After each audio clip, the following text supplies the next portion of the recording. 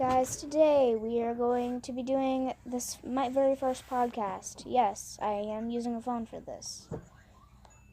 So, yeah. We're going to be doing Five Nights at Freddy's. Yes, that game from 2016 or 2014. I don't know when the game came out. I'm going to have to look that up in a second. I don't really pay attention to the dates. But today we're going to, I think we may learn it today. So let's just get right into this. I might have to make a part 2 if my camera cuts off. So, yeah, let's just get into this. Five Nights at Freddy's, often abbreviated to Fnaf, is a media franchise based around an indie video game series created, designed, developed, and published by Scott Cawthon for Microsoft Windows, iOS, and Android.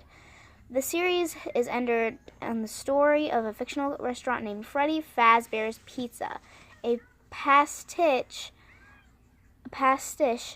I don't know how to pronounce that word, of restaurants such as Chuck E. Cheese and Showbiz Pizza Place. The first 3 games involve the player working at a nighttime security guard.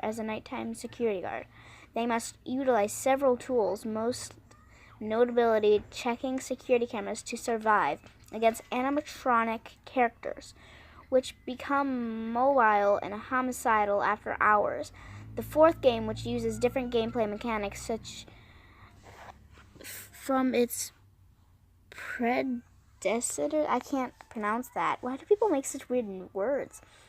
Takes place in the house of a child who must defend against nightmarish versions of the animatronics by closing doors and fleeing on foot. The 5th game takes place in a maintenance facility owned by a sister company of Freddy Fazbear's Pizza. The player character is a technician instead of a night guard who must do different tasks each night, is told by an AI voice heard in the game. In the 6th game, the player acts as the owner of the pizzeria, which they must decorate with playable items, and must also work the night shift for their pizzeria, which plays similarly to previous games. The series has gained widespread popularity since its release. 3 novel adaptations: Five Nights at Freddy's, Silver Eyes, Five Nights at Freddy's, The Twisted Ones, Five Nights at Freddy's, The Fourth Closet, were released in 2015 and 2017. In 2018, respectively, a guidebook for the series. Five Nights at Freddy's, The Freddy Files, was released on August 29, 2017, with an activity book titled Five Nights at Freddy's Survival Logbook being released on December 26, 2017. A film adaptation is currently in the works. A horror attraction based on the series featured in the Adventure Dome in Halloween of 2016. Additionally, the series appeared in the Guinness Book of Records Gamers Edition, breaking the record for the largest number of sequels released in a year. So those were what basically was supposed to be. But history and development is now what we're going to be reading. We're not going to read gameplay. We may. Depends. Yeah, we may. But let's read history and development. Hold on a second. Let me grab something and I'll be right back. Okay, guys. I am back. We're going to be reading history and development for the idea of Freddy Fazbear's Pizza. The idea for Five Nights at Freddy's stems from negative reception towards Scott Cawthon's previous game. The friendly Chipper & Sons Lumber Co., as players commented on that the main character, a young beaver, looked like a scary animatronic animal, with reviewer Jim Sterling calling the game unintentionally terrifying with those things. Terrifying. Although initially discouraged by the comments. Cawthon, who had previously mainly developed Christian-oriented games, eventually used it to inspire himself to make something intentionally scarier. Ooh. The first Five Nights at Freddy's game was released via Desc on August 8, 2014. Okay, I was right, 2014. On August 20th, 2014. And after it was approved by the service's crowdsourcing platform, Greenlight, Five Nights at Freddy's was also created via Steam. The game that followed were released on November 10th, 2014, March 2nd, 2015, July 23rd, 2015, I can't talk. I am so sorry, guys. October 7th, 2016, and December 4th, 2017, respectively. A spin-off of the series Fnaf World was announced on a Steam post by Scott Cawthon in September 2015 and was released in January 2017. Cawthon releases most pictorial teasers of his game to his website, Scott Games, and releases teaser trailers on his YouTube channel. Cawthon uses his Click Team Fusion 2.5 to create Five Nights at Freddy's games and Autodesk 3ds Max to model and render the 3D graphics of the games. For the enhancement of Fnaf World and Five Nights at Freddy's sister location, Cawthon hired professional voice actors. Cawthon has announced that all titles will be remade by third-party companies for release on consoles. Cawthon posted a teaser on his official website in 2015 that announced he had plans to release his first novel called Five Nights at Freddy's The Untold Story that would later be renamed Five Nights at Freddy's The Silver Eyes sometime in the near future, and that it was to be written separate canon to games. On June 20th, 2016, Scholastic announced that it would be collaborating with Scott Cawthon on a multi-book deal. Five Nights at Freddy's The Silver Eyes was released on December 15th, 2015 on Amazon Kindle. Its paperback version of being released on September 27th, 2016, slightly earlier than the original October release date.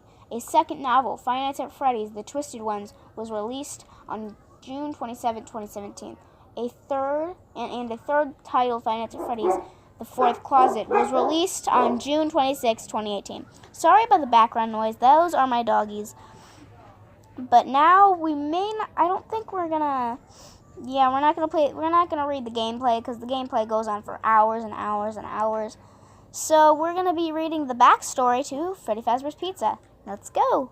Yay! Okay, so the backstory. I don't know if this is going to be cool or not, but there's a couple of different things I'm going to be reading. Number one is the backstory. There is a rules for safety sign in the East Hall corner that is randomly replaced by newspaper articles throughout the game. I have come across this a lot when I played Five Nights at Freddy's for the first time. I think I played it for the first time in 2016 because it was the first game that came out, and I bought it for the first time. Anyway, back to the reading. These articles reveal certain elements of the game's lore and backstory. Freddy Fazbear's Pizza was once a popular restaurant for adults and children alike. However, due to a number of incidents, including the kidnapping and implied murder of 5 children by a man wearing an empty animatronic suit, sanctions by the health department over the numerous reports of dirtiness and the Bite of 87. Now, the Bite of 87 killed, it's scary, okay? I own 2 Five Nights at Freddy's plushies, and they're really cute, okay? But, when I look at them at night, they look like Fredbear. Okay, this may just be my eyes, but it's kind of creepy. But also, it also scares me because a couple of people I know were born in 1987. So I feel like asking them, hey, do you know the Bite of 87? And they stare at me like I'm stupid. Anyway, the pizzeria has fallen on hard times. Freddy Fazbear's Pizza is set close to the end by the end of the year, as potential buyers do not want to be associated with the tainted reputation of the company. It was revealed that Phone Guy disappeared sometime before the events of the game, as heard during the phone call on night 4, and is implied to have been stuffed into a suit and or killed. There are many theories as to what happened to Phone Guy after the call cuts out, but no one can be certain that he was attacked. There is also speculation about more complicated and twisted version of the plot due to the phone message heard during night 5. Now, I already know about, I feel like I should tell you, but I know more about Five Nights at Freddy's because I've been looking into it since I was at least probably, I don't know, it's been a while. Now we're going to read the missing children incident. The missing children incident was an event that occurred at Freddy Fazbear's Pizza and is mentioned in the first, second, and third games. In the first game, numerous newspaper clippings can occasionally be seen, replacing the Rules for Safety sign normally appearing in the East Hall corner. These clippings explain that during June 26th of the unspecified year, a total of 5 children had gradually gone missing at the pizzeria. I sound like a news girl. A total of 5 children had gradually gone missing at the pizzeria. Police suspect that a man had dressed up in a costume resembling one of the animatronics, possibly Golden Freddy's or Springtraps, as implied on Night 6's phone call in the second game, and lured the children to a back room where he murdered them. Now this just gives me the chills when I read it. It's giving me the chills right this second. And if this is actually a real story, then dang, might as well work there. Okay, I should probably not make a joke like that. That is just sad. The 4 mascots, Freddy Fazbear, Bonnie the Bunny, Chica the Chicken. People still think Chica's a freaking duck. And Foxy the Pirate had a particularly foul odor and what had to appear to be blood and mucus around their eyes and mouths, which concerned parents had interpreted as reanimated carcasses.